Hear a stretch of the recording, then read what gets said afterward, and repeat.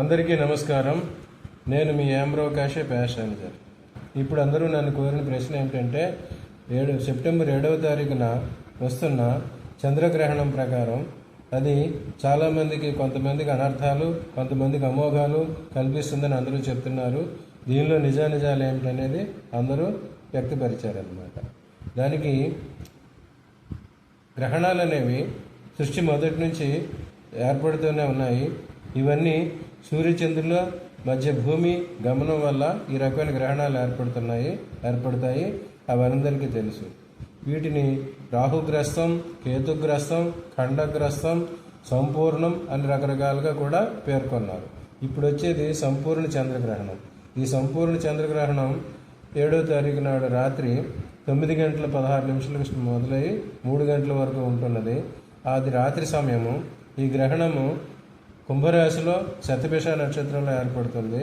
అందువల్ల ఇది కొంతమంది చూడరాదని చెప్పి కొంతమంది చెప్తున్నారు. ఏ గ్రహణమైనా ఏర్పడినప్పుడు ఆ రాశిలో వారికి ఇది చూడకూడదని, ఏ నక్షత్రంలో ఏర్పడితే వారికి దుష్పరిమాణాలు ఉంటాయని అందరికీ చెప్తారు. కానీ పంచాంగకర్తలు పూర్వకాలం నుంచి చెప్పింది ఏమిటంటే,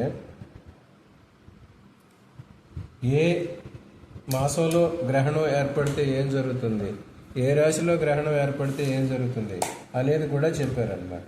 దీని ప్రకారం ఇప్పుడు భాద్రపద మాసంలో ఈ గ్రహణం ఏర్పడుతుంది.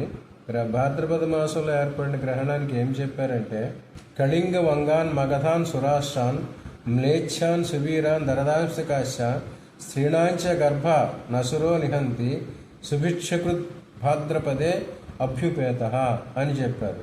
దీని అర్థం ఏంటంటే, భాద్రపద మాసమున గ్రహణం సంభవించినచో కళింగ, వంగ, మగధ, సౌరాష్ట్ర. కళింగ అంటే ఒరిస్సా, వంగ అంటే బెంగాల్, మగధ అంటే బీహార్, సౌరాష్ట్ర అంటే గుజరాత్లోని సూరత్, మ్లేచ్ఛ అంటే మనకి మన పశ్చిమానున్న దేశాలు, మ్లేచ్ఛ, సువీర, దరద, అశ్మక, రేణు ఈ దేశానికి నాశనం జరుగుతాయని చెప్పారు. స్త్రీల గర్భమునకు నాశనం కలుగును అని చెప్పారన్నమాట. పర్టికులర్గా ఈ స్త్రీల గర్భం గురించి భాద్రపద మాసంలో ఏర్పడిన గ్రహణం వల్ల ఎక్కువ దుష్పరిమాణాలు ఉంటాయని పర్టికులర్గా చెప్పడం జరిగింది. అదేవిధంగా ఈ గ్రహణం కుంభరాశిలో ఏర్పడుతుంది.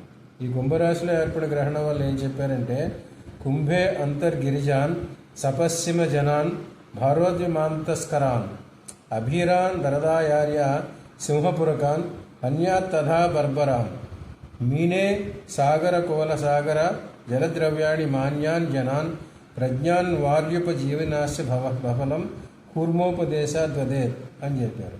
అంటే కుంభరాశి ఎందు గ్రహణం సంభవించినప్పుడు పాశ్చాత్య దేశాల్లోనూ కొండజాతుల వారికి భారవాహకులు అంటే ఎక్కువ భారాన్ని మోసే వాహకాలంటే నౌకలు, విమానాలు అన్నమాట. అటువంటి వాటికి ప్రమాదాలు సంభవిస్తాయి అని చెప్పారన్నమాట. అట్లాగే సముద్ర తీరవాసులకి, సముద్రం మీద జీవించే వారికి కూడా కొంచెం ఉపద్రవాలు జరుగుతాయి అని చెప్పారు. అయితే కొంతమంది ఈ కుంభరాశిలో గ్రహణం ఏర్పడటం వల్ల కొంతమందికి ఏదో అనార్థం జరిగిపోతాయి, కొంతమందికి ఏదో అమోఘమైన సిరి సంపదలు వస్తాయి, రాజయోగాలు వస్తాయని చెప్తున్నారు. అవన్నీ కరెక్ట్ కాదు.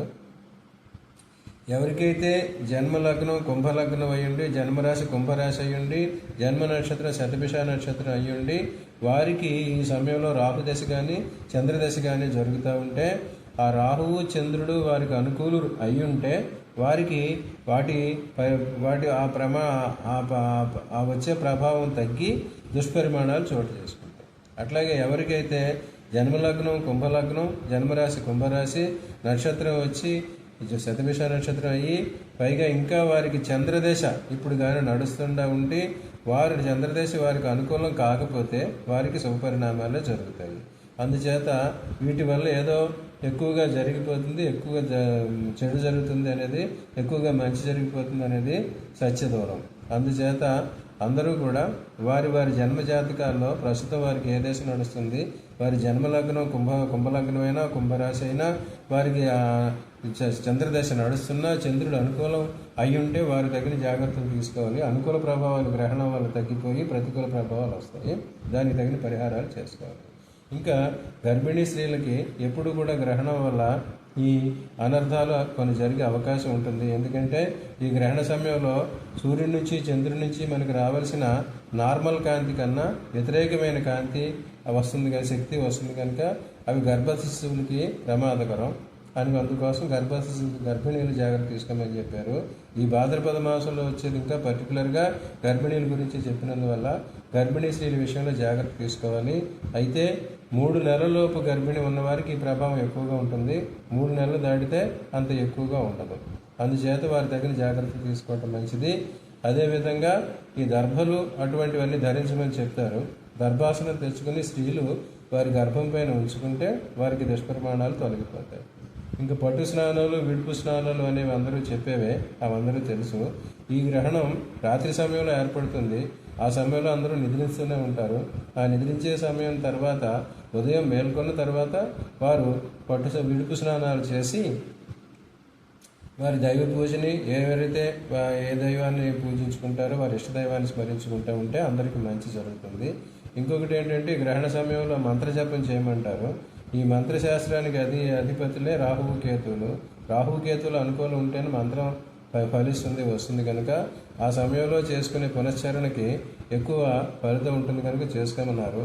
ఎవరైనా ఈ అర్చకులు అటువంటి వారు మంత్రజపం చేసుకున్న వారు, మంత్రసిద్ధి పొందిన వారు ఈ సమయంలో తిరిగి ఇంకా మంత్రజపం చేసుకుంటే వారికి అనుకూలిస్తుంది కనుక అందరూ ఈ రకమైన ప్రయత్నాలు చేసుకుని ఈ గ్రహాల వల్ల వచ్చే దుష్పరిమాణాన్ని తొలగించుకొని శుభపరిమాణాలు పొందుదురుగాక. సర్వం భగవదార్పణం.